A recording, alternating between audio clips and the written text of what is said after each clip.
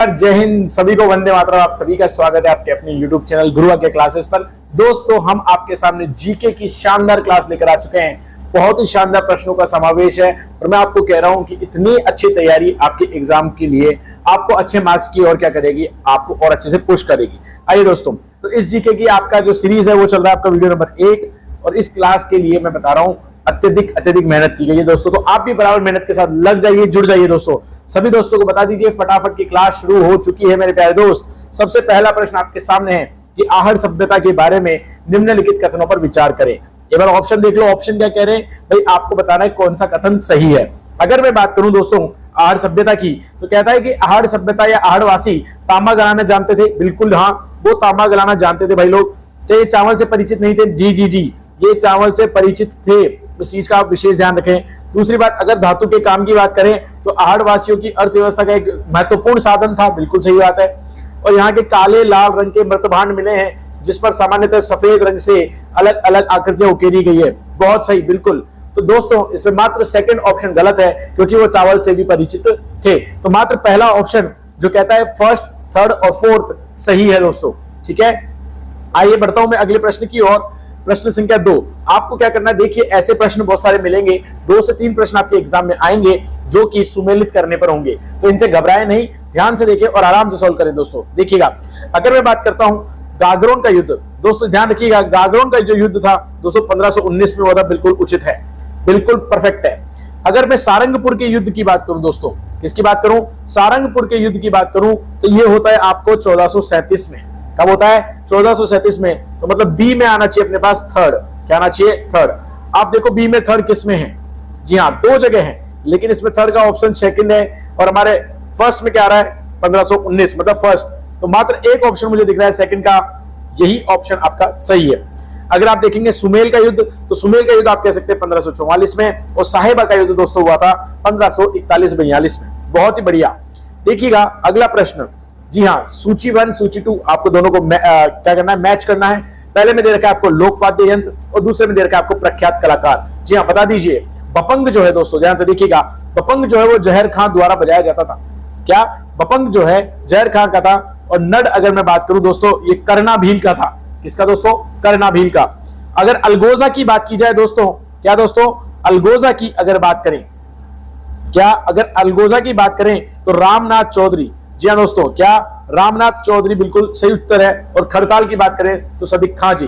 तो इस प्रकार ए में सेकंड ऑप्शन, बी में आपका थर्ड, ठीक है, खड़ताल में रामनाथ चौधरी जी। तो ये मात्र एक ही ऑप्शन में सेट हो रहा है, वो है आपका थर्ड का आंसर नंबर 1। बहुत ही बढ़िया दोस्तों। अगले प्रश्न को देखिएगा, लिखा है निम्नलिखित में से कौन राजस्थान राज्य मानव अधिकार आयोग के अध्यक्ष पर नियुक्ति हेतु अधिकृत है। बता दो भैया कौन है।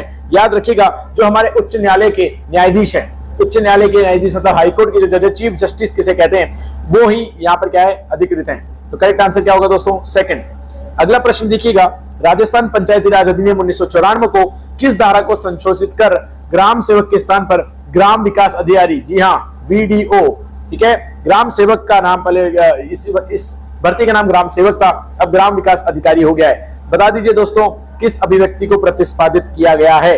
बता दीजिए दोस्तों फटाफट से। ये धारा जो है 89 है। कौन सी धारा दोस्तों, 89 धारा में लिखा हुआ है। याद रखिएगा, अधिनियम जो है 1944 है। क्या है, 1944, 94 नहीं है, इसका ध्यान रखिएगा, 44। अगला देखिएगा, अगला प्रश्न आपका है दोस्तों, संविधान के किस अनुच्छेद के अंतर्गत राज्यपाल राष्ट्रपति के अनुमोदन के लिए किस विधेयक को भेज सकता है। बहुत ही शानदार प्रश्न है दोस्तों। बता दीजिएगा कि संविधान में कौन सा अनुच्छेद है। याद रखना, अनुच्छेद 200।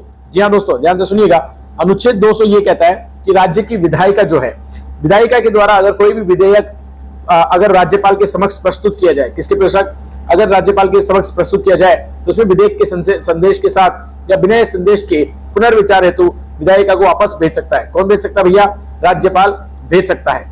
अनुच्छेद 200 याद रखिएगा। अगला प्रश्न देखिए, राजस्थान में उत्पादन क्षमता के आधार पर भूमि के प्रकार हकत बकत का अर्थ क्या है। हकत बकत का अर्थ दोस्तों है ऐसी भूमि जो सिंचाई और कृषि के लिए अत्यधिक उपयुक्त हो। याद रखिएगा, तो थर्ड ऑप्शन आपका करेक्ट बनेगा। अगला प्रश्न में अगर बात करता हूं, मारवाड़ में दामनी क्या है दोस्तों। मारवाड़ में दामनी क्या है दोस्तों, एक तरह की ओढ़नी होती है। क्या होती है, ओढ़नी। ये वही ओढ़नी है जो आजकल बहुत सारे गानों में फेमस है, ओढ़नी ओढ़ के नाचू। ठीक है, ओढ़नी एक प्रकार की ओढ़नी है दोस्तों। अगला प्रश्न देखिएगा, कछवाहा राजवंश के संस्थापक कौन थे? जी हां, याद रखिएगा, कछवाहा राजवंश के संस्थापक हमारे श्रीमान दूल्हे राय जी थे। कौन थे? दूल्हे राय जी थे। प्रश्न संख्या 10, शानदार, बहुत ही प्रमुख कह सकते हो मोस्ट इंपोर्टेंट प्रश्न। अगर राजस्थान उच्च न्यायालय की मैं पूछूं प्रमुख पीठ कहां है? प्रमुख पीठ जो है दोस्तों जोधपुर है। अगर उसकी ब्रांच या शाखा पूछे तो याद रखना जयपुर आंसर बनता है। अगर मैं इसके बारे में थोड़ा सा आपको बताऊं, याद रखिएगा इसकी स्थापना कब हुई थी ये पूछ लिया जाता है, तो याद रखना दोस्तों 29 अगस्त 1949 को। कब हुई थी दोस्तों? 29 अगस्त 1949 को हुई थी। और उस समय हमारे राज प्रमुख, जी हां, हमारे राज प्रमुख जी जो थे वो थे सवाई मानसिंह। प्यारे विद्यार्थी कौन थे? सवाई मानसिंह जी थे। उन्होंने इसकी उद्घाटन की थी। और 1956 में मतलब 1956 में सत्यनारायण राव, कौन सी समिति थी दोस्तों? सत्यनारायण राव समिति। सीख लो, समझ लो, छाप लो दिमाग में। सत्यनारायण राव समिति की सिफारिश के आधार पर उच्च न्यायालय को कहां शिफ्ट कर दिया दोस्तों? जोधपुर में शिफ्ट कर दिया। अगर आपसे पूछे कि जोधपुर में जब शिफ्ट किया तो कौन सी समिति थी, याद रखना सत्यनारायण राव समिति 1956 के आधार पर। बहुत ही बढ़िया, शानदार। अगले प्रश्न की ओर मैं बढ़ता हूं। लिखा है निम्नलिखित में से कौन सा स्थल राजस्थान में 1857 की क्रांति का केंद्र नहीं था दोस्तों? नहीं था, बताना है। याद रखना उस समय 1857 की क्रांति के समय हमारे यहां पर 6 प्रमुख छावनियां थी दोस्तों। कितनी छावनियां थी? 6। मैं 6 के 6 आपको नाम बता रहा हूं, ध्यान से सुनिएगा। सबसे पहली अगर मैं बात करूं दोस्तों थी नसीराबाद। कौन सी दोस्तों? नसीराबाद। ये कहां थी? अजमेर में थी। और अगर दूसरी में बात करूं तो दोस्तों एरिनपुरा। क्या दोस्तों? एरिनपुरा जो आज के कहां है? पाली में है, ठीक है। और अगर तीसरी बात करूं तो दोस्तों नीमच, ये कहां है? मध्य प्रदेश में। और अगर मैं फोर्थ बात करता हूं दोस्तों खेरवाड़ा। क्या दोस्तों? खेरवाड़ा जो आज उदयपुर में है। और अगर मैं फिफ्थ की बात करूं तो वो है आपका देवली, अपना प्यारा देवली पास में है दोस्तों, टोंक। और लास्ट आता है छठा ब्यावर। क्या दोस्तों? ब्यावर। ये कहां है? अजमेर में। तो प्यारे विद्यार्थियों 6 प्रमुख छावनियां थी। अभी आपसे प्रश्न में पूछा है कौन सा क्रांति का केंद्र नहीं था, तो आप ऑटोमेटिकली बता सकते हैं जयपुर इसका आंसर है कि जयपुर इस समय क्रांति का केंद्र नहीं था। बहुत ही बढ़िया। अगला प्रश्न देखिएगा दोस्तों, गरासिया जनजाति द्वारा किया जाने वाला नृत्य बता दो भैया। गरासिया जाति द्वारा जो नृत्य किया जाता है दोस्तों, मैं बता देता हूं कौन कौन से हैं। एक तो होता है दोस्तों इसमें गरबा, याद रखिएगा गरबा। एक होता है आपका गैर, एक होता है आपका कूदा, एक होता है लूर, एक होता है बेटा मोरिया। कौन सा बेटा? मोरिया और गौर। ये 6 नृत्य होते हैं इसके, गरसिया के। बता दो अब इनमें से कौन सा आंसर आपको यहां दिखता है। देखिएगा फटाफट से बता दीजिएगा। और एक वालर भी इसमें ऑप्शन में रहता है। कौन दोस्तों? वालर। याद रखिएगा वालर हमारा करेक्ट ऑप्शन रहेगा। 7 में से कोई सा भी ऑप्शन आ जाए आपको चिपका के आना है। आ जाओ भाई प्रश्न संख्या 13 पे। कौन सा जोड़ा गलत है? देखो भाई, देखो सूर्य मंदिर, ओहो पहला ही गलत हो गया। कोणार्क है, मीराबाई चित्तौड़ मेड़ता सही है, एकलिंग जी उदयपुर में, करनी माता देशनोक बिल्कुल सही। पहला ही आपका गलत है दोस्तों। अगले प्रश्न की ओर बढ़ता हूं दोस्तों। नीमू चना किसान आंदोलन हत्याकांड राजपुताना की किस रियासत में हुआ? नीमू चना किसान हत्याकांड, सुनो भैया। यह हत्याकांड दोस्तों हुआ था 1924 में। कब हुआ था? 1924 में। 1924 में अगर मैं बात करूं तो अलवर, क्या दोस्तों? अलवर के जो हमारे महाराणा थे जय सिंह जी। कौन दोस्तों? जय सिंह जी। इन्होंने क्या किया, जो लगान किसानों से लिया जाता है उसके करों में क्या कह सकते हो वृद्धि कर दी, जिसके फलस्वरूप 14 मई को 1925 में नीमू चना में ये गांव में लोग एकत्रित हुए और पुलिस द्वारा वहां पर गोलीबारी की गई, जिसमें हजारों, कह सकते हैं सैकड़ों किसान मारे गए दोस्तों। ठीक है, तो नीमू चना किसान आंदोलन का हुआ था, अलवर रियासत में हुआ था, याद रखिएगा। अगला प्रश्न प्यारे विद्यार्थियों बहुत ही शानदार है, 15वां। ये कहता है सही चीज को आपको सुमेलित करना है दोस्तों। तो आपको अगर इसमें ध्यान से देखिएगा, अगर दो भी अच्छे से आते तो आपका आंसर सही बैठ सकता है। देखिए दोस्तों, तारागढ़ का किला की अगर मैं बात करता हूं तो तारागढ़ का जो किला है वो कहां है? अजमेर में है। किसमें है? अजमेर। अगर मेरा पहला सही है तो फर्स्ट में दो, केवल पहले इन दोनों ऑप्शन में है। जयगढ़ की बात करूं प्यारे विद्यार्थियों तो जयगढ़ आपको पता ही कहां है? जयपुर में है, तो सेकंड में आना चाहिए आपका फोर्थ। कीर्ति स्तंभ, जी हां बहुत ही शानदार। कीर्ति स्तंभ कहां है दोस्तों? चित्तौड़गढ़ में है, वहीं पर आपका विजय स्तंभ भी है। तो करेक्ट आंसर क्या बनता है दोस्तों? मेरा थर्ड का, हमारा 15 का थर्ड बनता है। ठीक है, मेहरानगढ़ का किला आप ऑटोमेटिकली लगा सकते हैं, वो जोधपुर में रहेगा। अगला प्रश्न देखिए प्यारे विद्यार्थियों, किसके दरबार में निहाल चंद अधिकारी दरबारी चित्रकार के रूप में कार्यरत थे? पिछली बार में मैंने ये प्रश्न बताया था, याद रखिएगा। अब आपको पूछा गया है कि निहाल चंद जी किसके दरबार में थे? तो दोस्तों नाम याद रखिएगा, सावंत सिंह जी। क्या दोस्तों? सावंत सिंह जी, जो कि किशनगढ़ किशनगढ़ जो कि हम कह सकते हैं अजमेर, क्या कह सकते हैं दोस्तों, अजमेर, उसके शासक थे। ठीक है, उनके दरबार में निहाल चंद अधिकारी जी क्या थे, दरबारी चित्रकार के रूप में थे। अगला प्रश्न देखिए प्यारे विद्यार्थियों, कुंडा पथ के प्रणेता कौन थे, स्टार बना लीजिए। कुंडा पथ के प्रणेता दोस्तों राव मल्लीनाथ जी, ध्यान से सुनिएगा। राव मल्लीनाथ जी ये राजस्थान के लोक नायक माने जाते हैं और इनकी क्या है, काफी गाथाएं हैं, इनकी वीरता की और पवित्रता को आज भी बहुत प्यार से गाते हैं लोग। और ये प्रणेता जो थे वो कौन थे, राव मल्लीनाथ जी थे कुंडा पंथ के। आओ प्यारे विद्यार्थियों, लिखा हुआ है अलवर भरतपुर के जोगियों द्वारा किस प्रकार की सारंगी बजाई जाती है। अलवर जो भरतपुर है, अलवर भरतपुर वो वाला इलाके में कौन सी सारंगी बजाते हैं, याद रखना दोस्तों, जोगिया सारंगी। कौन सी सारंगी, जोगिया सारंगी बजाई जाती है। आओ भाई देखो प्रश्न पे बड़ा ध्यान देना, लिखा हुआ है कौन सा युग्म सही है, क्या बोला है, कौन सा युग्म सही है। देखो भाई कौन सा युग्म सही है। अगर मैं बात करूं कि राजस्थान ब्रज भाषा अकादमी 19 जनवरी 1982, नहीं दोस्तों ये सही नहीं है, ये 1986 में था। अगर मैं बात करूं राजस्थान हिंदी ग्रंथ अकादमी, दोस्तों ये 80 में नहीं था, 1969 में था। अगर मैं बात करूं राजस्थान साहित्य अकादमी, जी हाँ बिल्कुल ये करेक्ट है। और अगर मैं बात करूं राजस्थान संस्कृत अकादमी तो 1969 की जगह 1980 आएगा दोस्तों। ठीक है, तो इस प्रकार केवल मात्र एक ऑप्शन सुमेलित है, थर्ड वाला वो सही है। आ जाओ भाई आ जाओ, अगला प्रश्न, आरएसएस आरसी के अध्यक्ष की नियुक्ति कौन करता है। इसके लिए मैं आपसे पूछूंगा आरएसएस आरसी की फुल फॉर्म बताइए। आप नियुक्ति तो बता देंगे कि मुख्यमंत्री की अध्यक्षता वाली समिति के अनुशासन राज्यपाल साहब करते हैं, कोई बात नहीं। आरएसएच आरसी की फुल फॉर्म देखिएगा, इसको हम बोलते हैं प्यारे विद्यार्थियों राजस्थान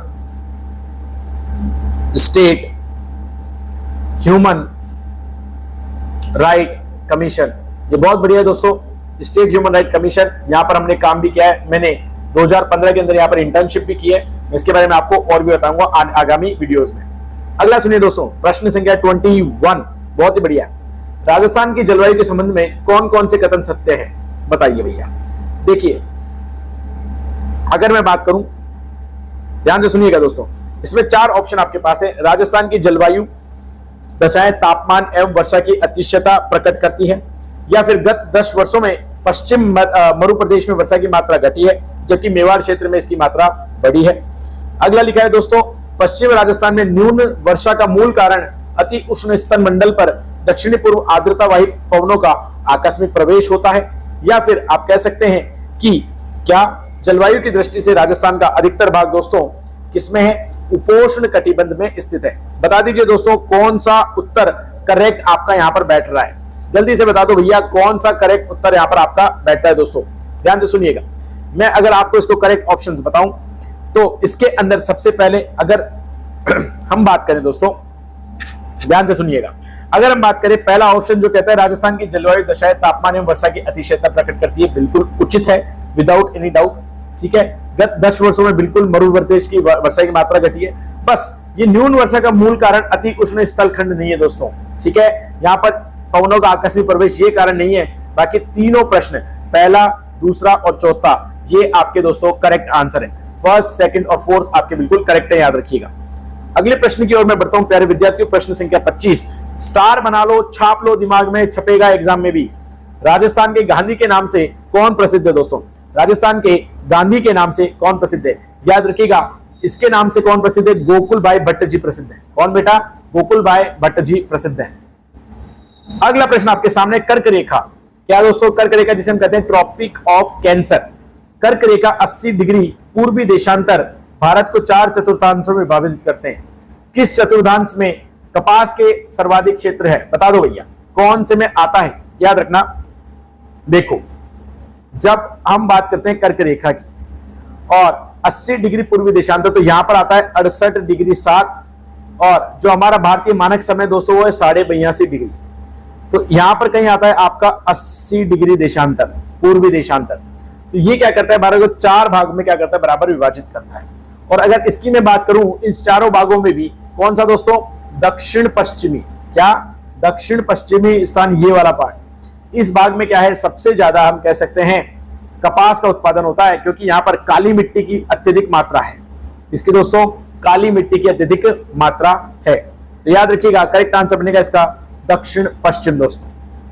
अगले प्रश्न की ओर मैं बढ़ता हूं दोस्तों। अलखिया संप्रदाय की स्थापना किसने की? याद रख के बहुत ध्यान से, बहुत अच्छा प्रश्न है दोस्तों। अलखिया संप्रदाय की स्थापना किसने की? चरणदास जी, लालगिरी जी, संतदास जी या भोलानाथ जी? करेक्ट आंसर है दोस्तों लालगिरी जी। आइए इनके बारे में जानते हैं। देखिए, इनका जन्म कहां हुआ था दोस्तों? चूरू जिले में हुआ था।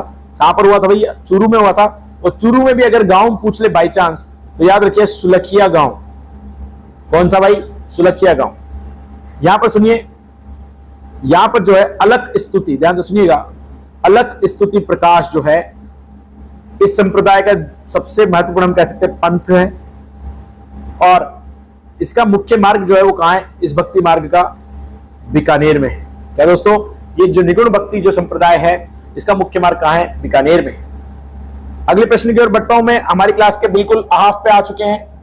जयपुर में राम प्रकाश थिएटर की स्थापना किस महाराजा के काल में हुई? दोस्तों जयपुर में राम प्रकाश थिएटर, देखिए मान सिंह, ईश्वर सिंह, राम सिंह द्वितीय या फिर विजय सिंह? याद रखिएगा, राम सिंह द्वितीय की अगर मैं बात करूं, ये जब 2 साल के थे दोस्तों, ये जब 2 साल के थे तभी इनको जयपुर का महाराजा बना दिया गया था। कितने साल के थे? 2 साल के। और वे जनसाधारण थे। इन्होंने क्या किया? भारत के पहले फोटोग्राफर प्रिंस के नाम से जानते हैं। क्या जानते हैं इनको? प्रथम फोटोग्राफर प्रिंस। अरे बेटा छाप लो, प्रश्न नहीं, प्रश्न के उत्तर में से भी प्रश्न बनेगा एग्जाम में आपके। और याद रखना, इन्हीं के समय में हमारे राम प्रकाश थिएटर की स्थापना हुई थी। बहुत ही बढ़िया प्रश्न दोस्तों। अगला प्रश्न देखिए दोस्तों, बम नृत्य, जी हां, बम नृत्य कहां प्रसिद्ध है? दोस्तों ये होली के समय पर अपनाया जाता है। यहां पर क्या करते हैं? जो ढोल होता है उसकी थाप पर पुरुष क्या करते हैं? नृत्य करते हैं। ये कहां है? बहुत प्रचलित है दोस्तों, अलवर भरतपुर में प्रचलित है। अगला प्रश्न देखिए दोस्तों, जाहर पीर के नाम से कौन से लोक देवता को जाना जाता है? बता सकते हैं दोस्तों? आप सभी जानते हैं कि गोगा जी की बात करें, ठीक है, किसकी बात करें? गोगा जी की बात करें तो चौहान, क्या चौहान राजस्थान के लोक देवता हैं। कौन? हमारे गोगा जी। और इनके बारे में बात करूं, इनको हम क्या बोलते हैं? जाहर पीर के नाम से। किसके नाम से दोस्तों? जाहर पीर के नाम से भी जानते हैं। दूसरी अगर मैं बात करूं दोस्तों, हनुमानगढ़ में, याद रखिएगा, हनुमानगढ़ में एक जगह है दोस्तों, गोगा मेडी मेला, ठीक है, गोगा मेडी नामक स्थान है दोस्तों, जहां पर एक मेला लगता है। इस मेले की अधिकतर इसकी डेट पूछ लेते हैं। उसकी डेट याद रखिएगा, भाद्रपद कृष्ण पक्ष नवमी, ठीक है, गोगा नवमी। यहां पर गोगा जी का मेला पड़ता है। और यहां पर एक जाति दोस्तों, रेबारी जाति। कौन सी जाति? रेबारी जाति। ये गोगा जी को गोगा महाराज के नाम से बुलाते हैं। किसके नाम से? गोगा महाराज के नाम से। और गोगा जी जो हैं किसके शिष्य थे? याद रखना, ये थे गोरखनाथ के। किसके दोस्तों? गोरखनाथ के परम शिष्य थे गोगा जी। आइए प्यारे विद्यार्थियों, प्रश्न संख्या 28 में चलते हैं। अलवर क्षेत्र की लोक देवी के रूप में मान्यता किसको प्राप्त है? दोस्तों याद रखना, अलवर में एक कस्बा है बहरोड़। कौन सा कस्बा है दोस्तों? बहरोड़। वहां एक प्राचीन बावड़ी है, वहां पर लोक देवी का मंदिर है। कौन सी लोक देवी की बात करें दोस्तों? याद रखना, जिलानी माता। कौन सी माता? जिलानी माता। यहां पर 2 बड़े बड़े विशाल मेले लगते हैं, ये भी ध्यान रखिएगा। कहां पर? बहरोड़ कस्बे में, अलवर के, ठीक है। अगले प्रश्न पे चलते हैं। प्रश्न संख्या 29 लिखा है, राजस्थान का मोलेला गांव, हाय हाय हाय, मोलेला गांव, ये क्या है? यहाँ पर टेराकोटा की कला संबंधित इसके लिए बहुत फेमस है। किसके लिए? टेरिकोटा के लिए। अगर ये क्या होती है भाई, सुनो, ये आयताकार प्लेट होती है बेटा। ये किससे बनती है भैया? मिट्टी से बनती है। किससे बनती है? मिट्टी से बनती है। यहां पर क्या करते हैं? यहाँ के देवी देवता और खासकर जो आदिवासी परंपरा के जो लोग होते हैं उनके देवी देवताओं की क्या करते हैं? तस्वीरें बनाते हैं दोस्तों। क्या बनाते हैं? तस्वीरें बनाते हैं, ठीक है। और दोस्तों ये जो टेरिकोटा है, इसका महत्वपूर्ण तरीके से हम कह सकते हैं जो उपयोग किया जाता था वो कौन करता था? कुम्हार समुदाय के लोग करते थे, ठीक है। अगला प्रश्न देखते हैं दोस्तों, प्रश्न संख्या 30। राजस्थानी संस्कृति में जानोटन क्या है? जानोटन क्या है? अच्छा सुनिए, जानोटन का तात्पर्य होता है दोस्तों क्या? एक वर पक्ष, क्या दोस्तों? वर पक्ष की ओर से होता है। और जब वर पक्ष की तरफ से जीवना करवाया जाता है, भोज करवाया जाता है, इसको क्या बोलते हैं? जानोटन कहते हैं, याद रखना। अगला प्रश्न दोस्तों 31। भील जनजाति में कछाऊ कौन पहनता है? जी हाँ दोस्तों, भील जनजाति में कछाऊ कौन पहनता है? महिलाएं, पुरुष, बालक या नवयुवक लड़का? तो आंसर याद रखिएगा दोस्तों, महिलाएं पहनती है। अच्छा दूसरी बात मैं बताऊं, जो भील जनजाति होती है इसमें से प्रश्न बनता है दोस्तों गांव के मुखिया को। ध्यान से सुनिए, गांव के मुखिया को क्या कहते हैं? याद रखना, गमेती कहते हैं। क्या कहते हैं? गमेती। और भील जनजाति में दोस्तों ये जो झाड़ फूक करने वाला होता है ना, वो कहते हैं ना झाड़ा लगा देंगे, झाड़ा, उनको बोलते हैं दोस्तों भोपा। क्या कहते हैं? भोपा। भीलों की जो गोत्र होता है वो है अटक।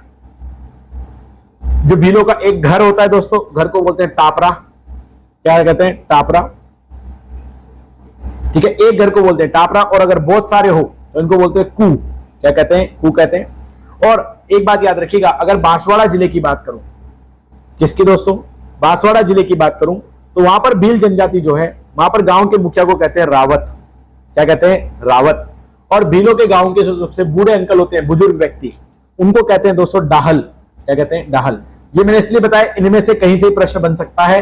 एक बार क्लास के बाद वापस सुन लेना, प्रश्न संख्या 31 के अंदर स्टार बना लेना। अगला सुनिए, प्रश्न संख्या 32। राजस्थानी संस्कृति में ओलंदी क्या है दोस्तों?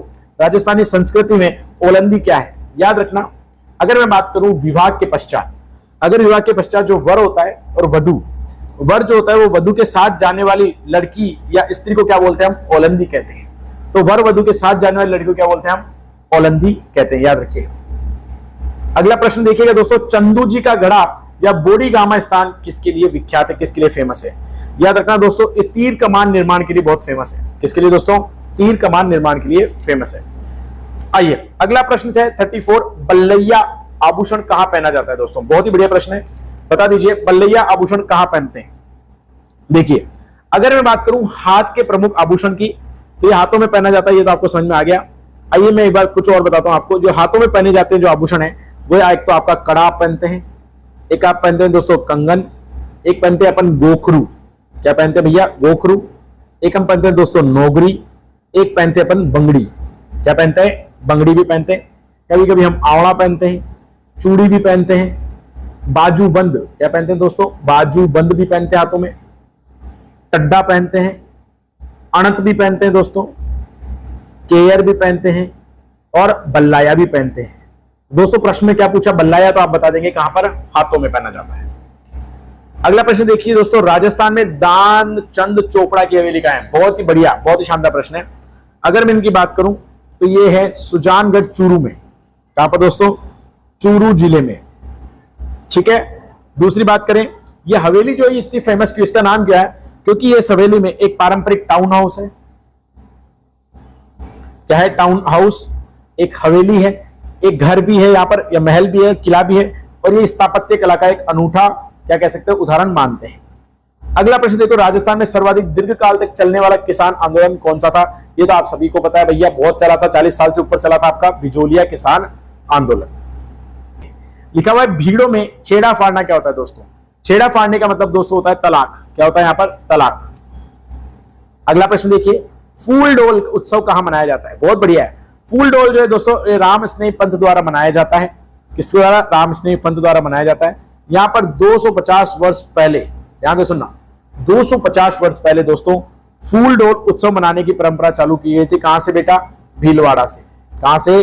भीलवाड़ा से चालू की गई थी। और वहां के जो महाराणा प्रताप थे, क्या महाराणा प्रताप थे अपने, उन्होंने अनुरोध किया। उसके बाद ये 3 बार दोस्तों, 3 बार उदयपुर में भी फूल डोल का उत्सव मनाया गया था। याद रखिएगा। अगला प्रश्न में बढ़ता हूं दोस्तों, राजस्थान सूचना आयोग स्टार बना लो। राजस्थान सूचना आयोग की स्थापना कब हुई थी दोस्तों? 2006 में हुई थी। ठीक है। और अप्रैल में हुई थी। किसमें हुई थी दोस्तों? अप्रैल 2006 में। अगला प्रश्न बहुत ही बढ़िया, मुंडियारी ख्यात किसके लिए क्या है, क्या विषय है? सिरोही के चौहान का, बूंदी के हाड़ा, मेवाड़ के सिसोदिया, या मारवाड़ के राठौड़? ध्यान से सुनिएगा, बहुत ही बढ़िया। यहां पर लिखा है मुनियार जो ख्यात है, ये राठौड़ जो है हमारे मारवाड़ के राठौड़, उनके ख्यात में हम कह सकते हैं मुगल शासकों की मारवाड़ की कन्याओं से विवाह की उनकी जानकारी मिलती है मुनियार की ख्यात से। ठीक है। आगे चलिए, इनको राठौड़ों की ख्यात भी कहते हैं, याद रखना। प्रश्न संख्या 41 दोस्तों, ये बोला एकीकरण में कौन सा असंगत युग्म है? इसके लिए बस मात्र आपको यह पता करना है कि कौन सा चरण कितनी तारीख को था। ये मैंने आपको बताया था, एक शानदार ट्रिक भी बताई थी, आप देख लेना, जीके का वीडियो नंबर 6 या 5 में आपको बताया था, समझ लेना। तो सही सुन ले तो एक बात मैं बता देता हूं, तृतीय चरण, जी हां दोस्तों, तृतीय चरण जो है ये गलत है। क्या दोस्तों? ये गलत है, याद रखना। अगर मैं बताऊं द्वितीय चरण की बात करूं तो 25 मार्च 1948 बिल्कुल सही है। तृतीय चरण में जो है वो 18 अप्रैल की डेट आती है दोस्तों। कितने अप्रैल की? 18 अप्रैल 1949 की डेट आती है। इसका विशेष ध्यान रखें, ठीक है। अगला देखिए दोस्तों, लिखा है अरावली पर्वत की चोटियों के बारे में बताना है क्रम वाइज। क्या भाई? क्रम वाइज। ध्यान से सुनो। अगर मैं गुरु शिखर की बात करूं, इसकी ऊंचाई है दोस्तों 1722 मीटर, तो सबसे ऊपर ये रहेगा, ठीक है। लेकिन अपन ने क्या बोला, बढ़ते हुए क्रम में बताना है, तो सबसे आखिरी में क्या जाएगा? आपका गुरु शिखर जाएगा, ठीक है साहब। अगर शेर की बात करूं, शेर जो है दोस्तों 1597 मीटर है। अगर दिलवाड़ा की बात करूं दोस्तों, ये 1442 मीटर है। और जरगा की बात करूं दोस्तों 1431 मीटर है। अब आप देख लो बढ़ते हुए क्रम में क्या बैठेगा। देखो सबसे पहला आपका बैठेगा जरगा, 31 है ना, पहला जरगा। दूसरा है आपका दिलवाड़ा, तो फर्स्ट एंड थर्ड शेर, और फिर फोर्थ। करेक्ट आंसर तो 42 का दोस्तों 3 will be the correct option. आओ दोस्तों, कुछ ही प्रश्न बाकी है, बहुत ही बढ़िया है। गुलाबो सपेरा, ये मैंने आपको एक प्रश्न पहले भी कराया दोस्तों। गुलाबो सपेरा क्या है दोस्तों? ये दोस्तों एक राजस्थान की लोक नृत्य की है। क्या है दोस्तों? लोक नृत्य की है। गुलाबो जो है, गुलाबो के बारे में सुनो। गुलाबो जो है अपने माता पिता, दोस्तों ध्यान से सुनिएगा, अपने माता पिता की 7वीं संतान थी। जैसे हमारे श्री कृष्ण 8वीं संतान थे, वैसे माता पिता की क्या थी दोस्तों? 7वीं संतान थी। इसका जन्म 1960 में, इनका जन्म 1960 में दोस्तों एक घुमंतु कालबेलिया परिवार में, ध्यान से सुनिएगा, कालबेलिया समुदाय में हुआ था। और ये बाद में क्या हुआ? एक प्रसिद्ध नर्तकी बन चुकी थी।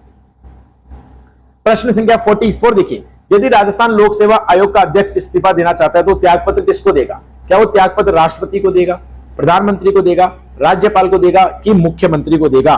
बता दो भाई, बता दो। याद रखिएगा, वो अपना इस्तीफा राज्यपाल साहब को देगा जी।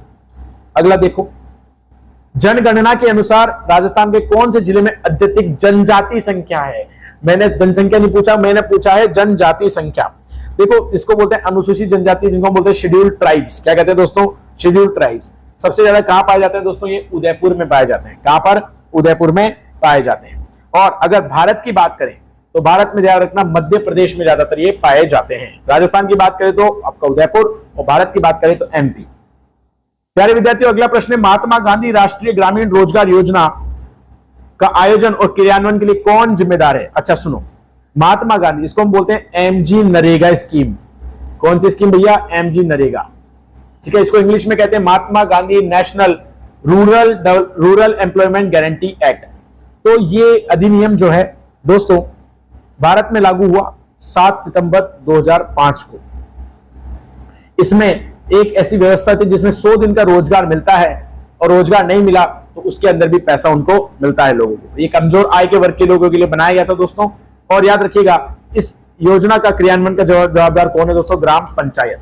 चलिए अगला प्रश्न देखिएगा दोस्तों, चलो दिल्ली मारो फिरंगी का नारा राजस्थान में किस क्रांतिकारियों ने दिया था? याद रखना, ये एरियनपुरा की छावनी के अंदर दिया गया था, ठीक है। और एरियनपुरा की छावनी का गठन याद रखना दोस्तों 1835 में हुआ था, ठीक है। और ये कहां है? आज दोस्तों ये है पाली में। कहां है? पाली में, ठीक है।